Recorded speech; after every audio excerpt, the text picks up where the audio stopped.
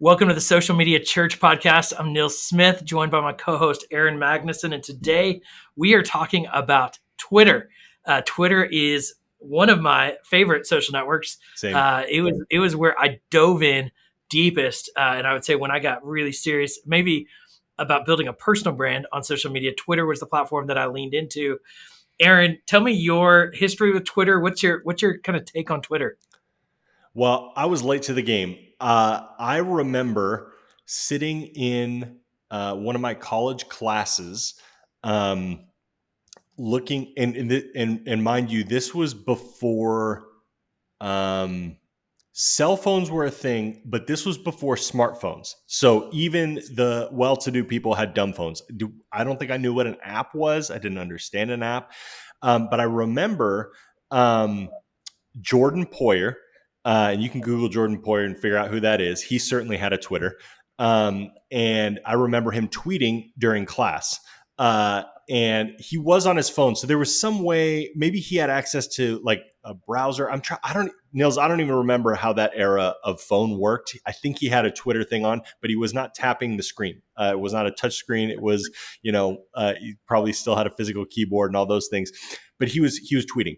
And so that was my first exposure to Twitter, and I had no idea how it worked. I'm trying to think what year. I'd have to go back on my profile. I got on it late, but I will say since having been on it and seeing how it works, it is my favorite social media platform. And even when people were knocking it, it's funny that a title like the title of this episode is popping back up again. And for good reason, it's popping back up again. And I think there's been some people who have been bullish on Twitter always. Whether Twitter as a company was going to do well or not, I don't think people cared. It's just like, I'm really glad this platform still exists. Because to me, it feels like, and I've always said this, it's the purest form of social media. If you're irrelevant and nobody cares about what you have to say, you're not going to get engagement. You're not going to get anything going on the platform. And if people do care, you're going to get great engagement. And so you don't have to worry about an algorithm. You don't have to worry about, not to say that there isn't one for Twitter. You just don't have to worry about it because the people that are irrelevant stay irrelevant. And the people who are relevant, whether it's driven and motivated by good or motivated by evil. I don't want to say evil, but controversy and trying to start something. Their voice is still relevant, and Twitter rewards relevant voices, and I think shows maybe an undertone of like, who are you? And I do think Twitter has a way, as most social media does, of kind of drawing out some cynicism and maybe some sides that aren't the best. But I'll tell you, if there's news, Twitter's the first thing I open. If there's live sports, Twitter's the first thing I open. During football season, I'm on Twitter all the time. And just having great conversations and meeting new people. And so socializing, like there's no way to not socialize on Twitter. And I think that's what I love about it and probably why I call it the purest form of social media. Twitter has and there's some new news that we're going to talk about. Yes. And what does it mean for your churches? Because I do practically over the last couple of years, it has pained me to tell my clients as a consultant, Twitter is probably not worth you paying attention to. Yeah. It's probably worth at best you reprioritizing or repurposing your other content that makes sense to just put on Twitter. I wouldn't just auto Instagram push to Twitter. Those don't work very good. But taking your Facebook post and some other things and just like keeping Twitter semi-active in case it comes back. But it's not probably worth prioritizing. But here's what's interesting about Twitter is even as I think about, and I get like anniversary things on Twitter. And what, and I'll give you my, I'll give you my history with Twitter. Did you join straight away though, Nils? I'm curious. Did you join right off the bat? I mean, I don't know. Yeah, pretty quickly because I was in San Antonio and it was announced at South by Southwest when Twitter launched. And so I feel like 2009. 2009 is the earliest date I've seen people that like on their profile it says members since 2009, and that's when I would have graduated high school. Are there dates before that? I believe I joined in. I don't know. Okay, so I joined September 2008. Oh, you proved me wrong. September 2008. Nils, you were on that beta program. Nils was on the beta program. you were What was maybe I? like, I don't know if you, I mean, you were still I want like, to say 2013, maybe. you'd barely started driving at that point. That's And the so truth. it, That's the truth. it's wild, man. So yes, 2013, July 2013 is when I joined. okay, so 7 years after I did so I have 105,000 followers. A lot of people ask me, "Did you buy followers to get to 105,000 followers? And why haven't you been verified? Haven't you tried to get verified?" So I'll talk about my personal experience. But even when Yes. Twitter came out, it was like, "What is this?" I have Mm, loved Jack Dorsey has been one of my favorite CEOs of all the tech companies, and so I've loved following him. He was at Jack, but he talked about it basically. It was intentionally first like an SMS platform, and so you used to be able to, even the way I got a lot of followers, it's getting people to text at Neil Smith to 8082 or whatever, whatever their like I number think they was. called it And twexting. okay, interesting, but it was I very remember like that term. and it was 140 characters because it was basically signing up Text. for a group text, That's crazy. thread. And so you think about how this, like, even they adapted and adjusted and became a social network, and they really then were beginning to be described as a microblog.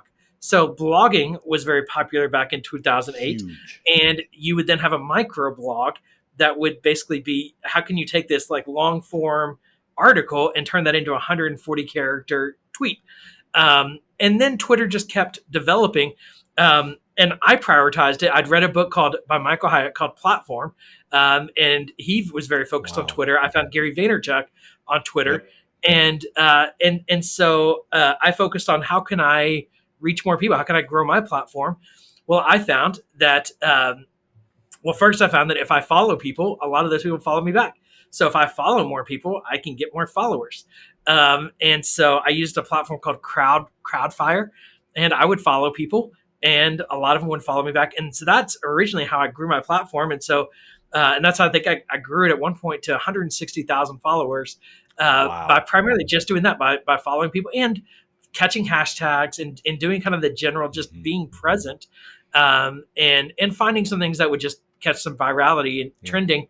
But for the most part, Plus, it was you're following Nils people, following Smith. back. You're But Nils but I Smith, think that speaks the to getting social into media guide. and Yes, but people also it ask, did you does. buy fake followers? And the Right. answer is yes. I bought on Fiverr, early days of Fiverr. You could buy like 5,000 followers for $5, and I bought them. And within like a week, they disappeared. And I think I even got an alert from Twitter, like, we know you bought fake followers. Don't get your account taken down. Right. And so I was like, I don't want to get my account taken down. So yes, that was it. So I did try buying fake followers, and I learned the hard lesson there. The reason people ask to, like, typically to get verified, if you have a lot of followers, you can get verified. And so I've tried to get verified. They won't tell you why you aren't or aren't verified. I think it has to do with my Nils is actually my middle name, and so when you submit like your driver's license, why they would see that in my name, I'm wondering if because I'm not using my actual first name with my personal platform, if that is Wow. what's hurting me. I'm making assumptions here, but I'm so going to that's my need journey. everybody to start tweeting at Nils what they think his first name is. This is something that I don't know. I probably heard this. It hasn't stuck. I'm hearing this right now like I've heard it for the first time. I That's guess I didn't realize that, and so I yeah, don't want people to know. I don't want to know. I just want people tweeting at Nils what they think his real first name is. That's yeah, amazing, yeah. and would probably be the case. You're like, oh yeah, this you know fake account here getting paying for all the followers So but we will say your really quick at the end of this episode we're going to shout out all the new people that have been joining our Discord, the yeah, Social Media Church Discord, which yeah. is in the link of this episode. You can follow it, you can hop in there. We will, I don't know if they're your first names or not, but we're going to treat them like your first names and we're going to give you a shout out. But okay, Yeah, so you did that, you got scared with Twitter yeah. and you've never been verified, but you've tried to get verified. I have tried to get verified. So that was kind of my personal journey. But some of the things that as I look back on the journey of Twitter, and I learned this from Life Churches when we were starting online church, Yep. is I would you can use search, and you could probably still do this. I don't know why I haven't thought about this in a while, but we would search everyone who posted on Twitter moving to San Antonio, and we would send them from Community Bible Church a welcome to San Antonio. If there's anything we can do to help, So we'd love to smart. hear from you. We also did on Sunday mornings. Yeah. Anybody who had posted hungover, we would so assuming you're not going to church, we'd love for you to join us at online church, and send them a link to online church. And a lot of people showed up by just using that That's random kind of I've totally search forgot about that too. within Twitter. Hootsuite really helped you do this. Like I remember Yeah, doing this type of stuff in because you could geo locate those tweets as well. totally, And so I totally. remember, and this was on there. This is back when that part of it was still free. I'm sure that's behind a paywall now on Oh, Hootsuite. no. Um, but I remember doing that in Hootsuite, and it was like, man, this is really cool. Yeah, And then you're commenting as the church, or I suppose you could probably even have a volunteer team in there yeah, as well. But yeah, that's totally fallen off the radar as like a yeah. strategy. But I'm sure it's just as viable. Totally, totally. And it takes hustle. I think Twitter, though, one of the things I love about Twitter is it has evolved, but it's stayed pretty simple. So they actually bought a platform called TweetDeck, which was kind of a Hootsuite competitor, and built that in. And then they, I think the other development that was so interesting to me that has been sad is they bought Periscope. When Periscope exploded, Twitter bought them, tried to integrate them into their platform, did a weird job of is it Twitter Live? Is it still Periscope? I still don't understand that. Right. And I think they in that situation had a chance to own the live stream space, and really Facebook then undercut them with Facebook Live. Oh yeah, But that's on Twitter more than that. I think that's on Facebook, totally. because in some ways they educated people on how to do live, and then Facebook was able to Yep. just run with it. But then they, I think with Twitter, they introduced us to hashtags. That was early days of Twitter. That's now just a part of culture, of Yep. hashtags, and now that's a part of all social media, with LinkedIn, with Yep. Instagram, obviously. And then we have, I think even more recently, you're seeing they basically took Clubhouse, brought that functionality in through Twitter Spaces. Yep. But I tell you, the news that obviously has a lot of people's attention right now is the leadership shift. And so the Yes. two big announcements, the one massive announcement is Elon Musk basically forcing his own purchasing of this platform, where they're going to be able to take a publicly traded company and now make it private, owned by Elon Musk. Lots of opinions around that, and I want to hear your Yes. opinion. Then the other is Jack Dorsey, the original founder, has now announced that he is transitioning off of the board. So he basically was the CEO, had transitioned out. He started Square. I don't know if you knew that, Aaron, but the I payment I processing app. think He ran so. both. He came back to run Twitter when Twitter was having problems. It has Yes. really brought great stability to Twitter. He transitioned out probably 6 months ago or a year ago as their CEO, stayed on the board so he could fully focus on Twitter, or Square, which is now called Block. He's one of the leaders in crypto, and I think one of the key voices there. But they just announced that he's transitioning off the board. So interesting leadership changes with Jack leaving, with Elon coming on. It's still not 100% final, but it Yeah. seems inevitable. Aaron, with those big announcements, Yeah. what's your take and opinion on that? Well, I think and I'll be curious to hear your answer just in regards to Jack transitioning off because of how highly you've spoken of Jack. And now Twitter has never, and I think in 2022 we can look back on it and be like, you know what, I'm like glad that they didn't. And what I'm about to say is like they didn't turn into Facebook and they didn't play the same game in terms of. I think one of the things that you said maybe 2 minutes ago in this conversation was Twitter has always stayed really simple. What is the first Yeah. thing everybody has complained about, and what I still complain about? I don't even know. We do this for a living. I don't even know where to go on Facebook. I Why is there so much stuff? Yeah. What is this platform? What, like, if you were to take an alien and just bring it in here, you would not know how to do, like, what is this? It's not a clean website. It looks awful. It's cluttered. There's so much stuff, and I think the only people who can, ironically, can really function in it are this older generation of people, not because they're technologically savvy in a way that we are not, or the younger generation isn't, but because Yeah. they've been there and they've been breadcrumbed to this Yeah. place of now understanding how the platform works. And so the changes have come slowly. But as I've used it less and less, anytime I go back, I'm like, I don't even know where to go. I can't find anything. And I sound like the 90-year-old that's opened and discovered the internet for the very first time.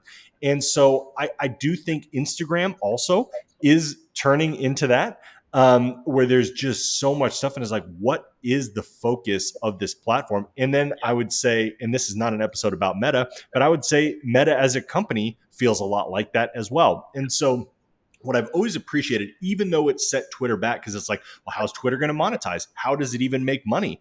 Because ads didn't exist there for a long period of time.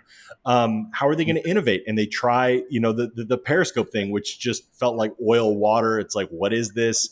Even though Periscope was the first place I watched live videos. I mean, Periscope was the introduction to everything, live video. And then, they tried fleets. And it was like, what is this? This is an Instagram.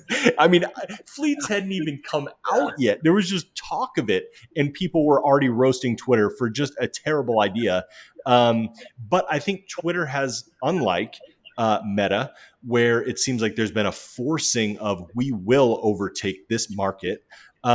Twitter seems to adapt to its audience and stay simple. And I love that. I'm for that.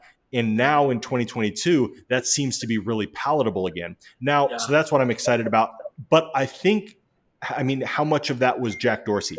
And so I think that is what remains to be seen. In somebody like Jack transitioning off, I don't necessarily think immediately that's bad. But what's Elon's motivations? And I do think this is where it's an interesting conversation for the church and Christians in America today, for lots of different reasons. We don't have to get overly political on here, but I'll dip my toe in the water for a second, where a lot of Christians, a lot of Republican Christians have a bad taste in their mouth because of their Republican candidate, Donald Trump, getting booted off of Twitter. And there's just a lot of freedom of speech issues that have stuck closest to Twitter. And I know social media at large, so hear me on that, social media at large, but I think it's stuck closest to Twitter.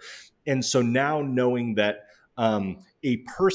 potentially a privatized company is now potentially going to own Twitter, there is hesitancy of like, man, if you think freedom of speech was regulated and awful before, now there could be potential for a whole nother level of regulation. So I think this is an interesting space. And I do think that there's people listening to this episode that are like really trying to lean in and figure out, okay, is this going to be worth my time? Where is it going? So now I'll put on Aaron's hat. What I see is I'm always for this in terms of, this is a little bit different. I don't know what's going to happen, but anytime there's something new that's put into the water of this space that we call social media, there's opportunity for innovation. There's opportunity for things we've never seen before. Could be bad, but it could be really good. And so I'm much more optimistic, much more glass half full kind of guy. And so anytime there's like, wow, we've never seen this before, I have no idea. I'm really intrigued by this character, Elon Musk. I'm really intrigued by why he's so motivated to do it. I think he personally has benefited from how Twitter has functioned thus far.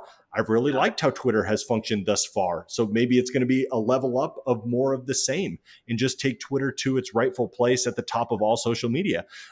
Maybe it's this awful thing where it's like, yeah, there's no space for Christians. There's no space for churches. It's not actually helping advance the gospel. I tend to not think that's going to be the case. I'm a little bit more optimistic than that, but that's where my head goes. Is I think that it's a wild card that we've never seen before, and generally that produces new things and in a lot of ways better things. So, Nils, what are your thoughts on all that? Yeah, it's a lot, man. You just took this political, and so we're now political. I feel like it has to be, especially with the space that we lead, because when we're thinking about social media, the conversation right now is freedom of speech. And Yeah. unfortunately, a lot of that does not revolve around the gospel. And I do want to be clear about that.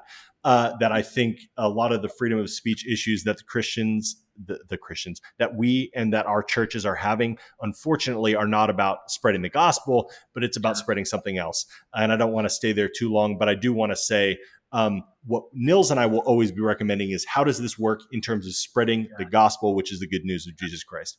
And and I do think, I mean, I think there is a state where politics comes into church. I think our Yeah. faith intersects every aspect of life. In Twitter, That's right. and this is the way I think Elon has described it very well, and a lot of people have, is Twitter. Twitter is now the new, like, what they call it, like Main Street, where it's like literally where you go to get, it's the most trusted news source in many ways. Totally. And it is and that is an important platform, and it's important for freedom of speech. And I think it's, whether you like Donald Trump or not, it was a very controversial decision to revoke his account. Now, Yes. the other fascinating aspect to Twitter, with Donald Trump in particular, is, I feel like Barack Obama was the first president who really began to use social media in a very significant way. And for the first time, it felt like we could hear directly from the president what the president wanted to say directly, rather than news outlets picking and choosing what the president said, and, Totally. and sharing that publicly.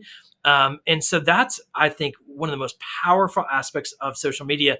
In politics have really, in many ways, been the central hub. Sports and politics, and I think that is where faith should be in the middle of all of it, and has a place on Main Street in the conversation.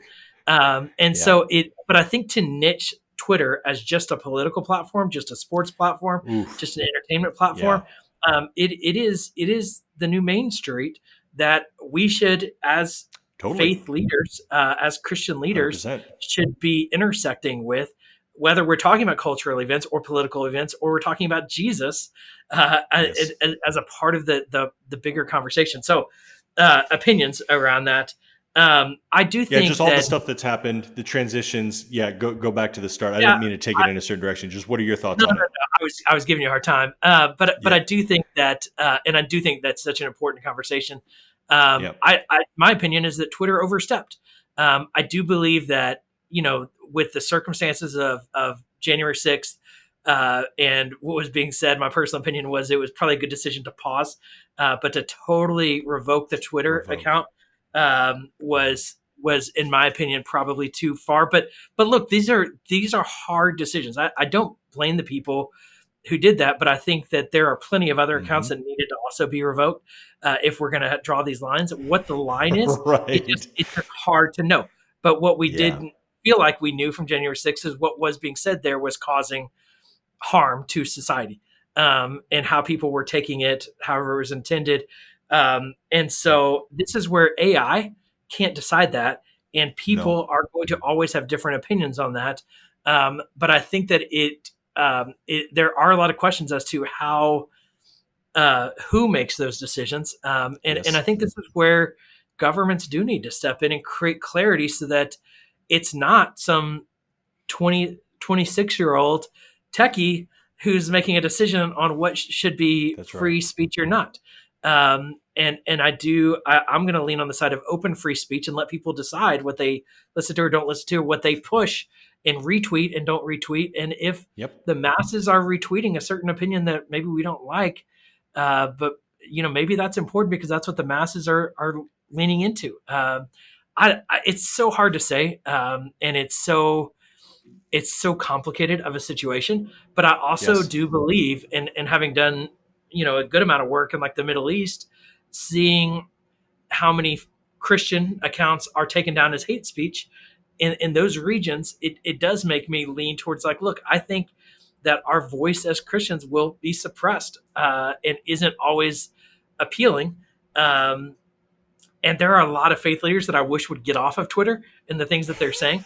And I think it's really unhealthy, or Instagram or other social media. And I think that's right. it's that's And not there's my others that decision. we would love to see elevated as well. And There's I a think we'll lot. have a whole nother episode on who's crushing this. There's a few names that come to mind, but yeah, there's others where it's like, man, But I don't thank you. decide that, and I shouldn't decide that. No, At the end of the day, totally. people decide that because the algorithm looks at where people are engaging and what they're engaging with and why they're engaging with it.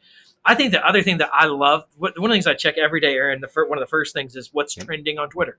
That Yep. tells me what is, Do you do you it in know, the For You section or do you do it in the trending section? Because well, I do both.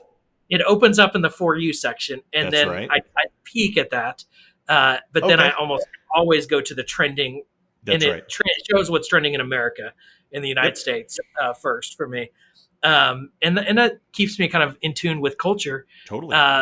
and so that's where, I mean, it is such a big deal.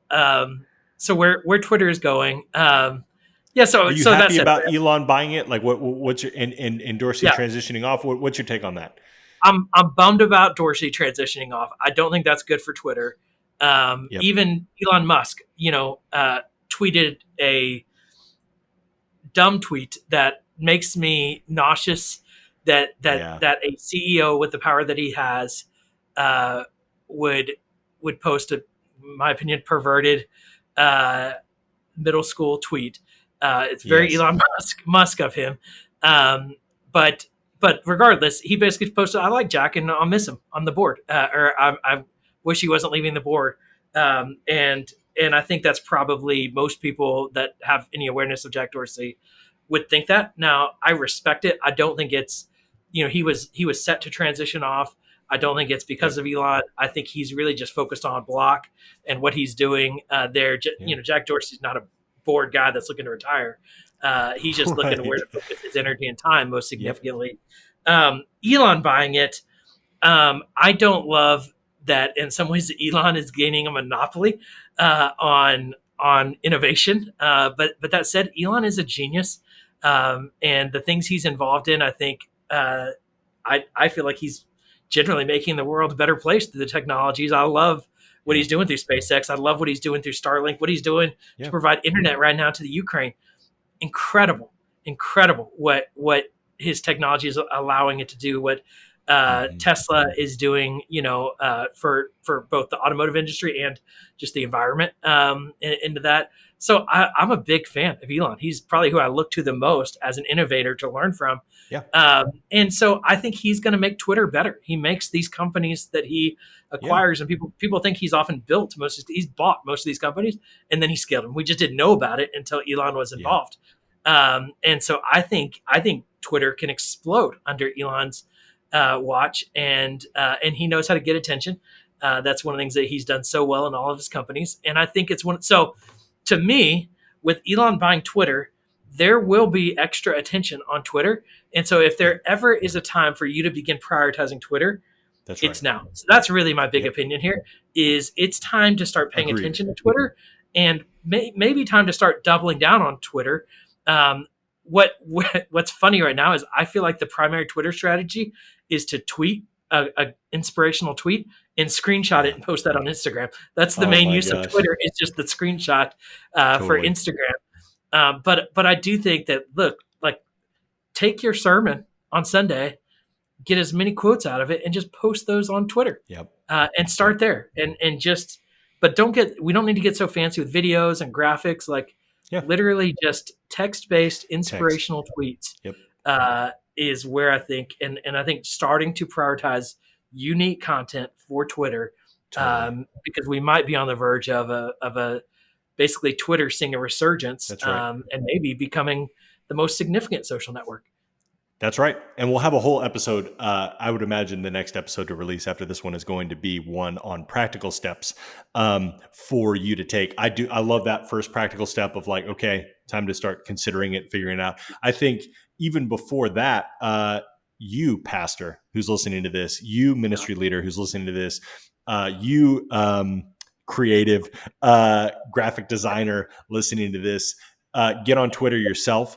As yourself, because I think that's one of the most powerful things you said in this episode, Nils, was it humanized the president of the United States. And in a lot of ways, it's an opportunity to humanize you. And I will give one of those names that will be in probably another episode of people who are crushing Twitter the best in our industry, in this faith space. Derwin Gray. Go follow Derwin Gray right now. He is crushing it because he does a great job of walking down Main Street. He's tweeting about football when it's football season. Former NFL player, loves. He went to BYU, which is kind of funny. I've been wanting to ask Derwin about being a BYU graduate and now a Christian pastor. But he tweets about football. Anytime there's something going on in the news, he's talking about that and tying it back to faith. And obviously, he's talking about his church. So follow Derwin Gray, get some inspiration there. But that's a great example of, you don't have to worry about your church yet. I do think there's a space for your church as an organization on Twitter. I also think there's a space for you as a pastor that's probably more immediate, where you can start experimenting with it, start testing it out, start tasting the waters. And that would be a good place to start and off this. But we'll have many more suggestions of ways that you can dust off your Twitter in the next episode. But first, Nils, before we kind of wrap this up, I'd be curious, actually, do you have another practical step for them to take outside of just thinking about it? No, I think that's a great call of just go and watch and the best thing you can do is watch and engage. Like start interacting with people that are on Twitter and active on Twitter and seeing how they're interacting and learn what is different about Twitter than when maybe you were engaged on it before. So that when you do start really trying to build your platform on Twitter, and I say yours, whether it's personal platform or church platform, you best know best how to engage on the platform, because it's not the same as it was. There's a lot of things that are the same, but it's not what it was. The person that I'm going to call out here is Rich Viotis. Rich does a great job. The Twitter now. His are almost all inspirational. You can tell, kind of pre-planned tweets, but it's gold. So what Rich is doing is kind of two different lanes, but two people who are crushing Twitter. Yep. Absolutely. And so, the two good guys to follow. One of the things I would love to hear too, and jump into our Discord and share some of your favorite tweets. And I'm at Nils Smith on Twitter, so I'd love to connect with you on Twitter. But I would love to hear what churches are crushing Twitter. I can't tell you a church that I see, and I follow a lot of churches, and I'm looking for church content. But I couldn't tell you a church that I would say is crushing Twitter. And so I'd love to know from you, what church should we be following, paying attention to that's crushing Twitter? Because I think that, I think it's going to be worth figuring out what does this model look like for churches moving forward. And I think there's a couple accounts that are not church accounts that churches should be copying, and those will be in one of these future Twitter episodes. I think we'll just stay in this Twitter lane for a second. Did want to give a few shout outs to people who have already joined the Discord. Obviously, Brian Davis. Brian used to be my coworker at One and All. He knew Nils before I even knew Brian. Brian's been in this space for a long time. He hopped into the Discord. If you just want any interesting conversation, join the Discord for Brian and then friend Brian and then send him some DMs. Brian is in the Discord. I'm not going to be able to hit everybody, but we are going to start doing this at the end of every episode. So as you join, you're going to get a little shout out. Spartan Up 247 has been active in here chatting. D Battle Speaks. I love Discord because you get the not their real names. Everybody's doing the Nils game, getting some fake middle name, not using their real name. I love it. Let's see. Let's give a few more shout outs. Oh, we have like a church in here. Zion Temple Community Church joined our Discord, which is awesome. You're going to see some of our team in there. Jake Mack, and we'll wrap it up today. Somebody who has also been active and asking about the conference that's coming up. So we'll have to spend a little bit more time talking about the conferences coming up in October. The second annual Social Media Church conference. Angelina Areola. So we have the gamut. There are more people, but I got to save some more for the next episode, and more people will join off of this. You can find the link for our Discord in the show notes of this episode. This is also a video on YouTube, so you can go over there, hit subscribe on the YouTube channel, and you can find the link in that description as well. And yeah, the conference is coming up in October, so make sure that you lock that in. More details coming up. We'll spend some time introing one of these episodes coming up to talk about the conference. But yeah, that's the episode today. Thanks for joining us. Nils, you want to any parting thoughts on anything? No, thanks everyone for listening. I hope you guys have a great week, and we'll talk to you again soon. Socialmedia.church for more information about everything that we talked about and for the show notes. See y'all.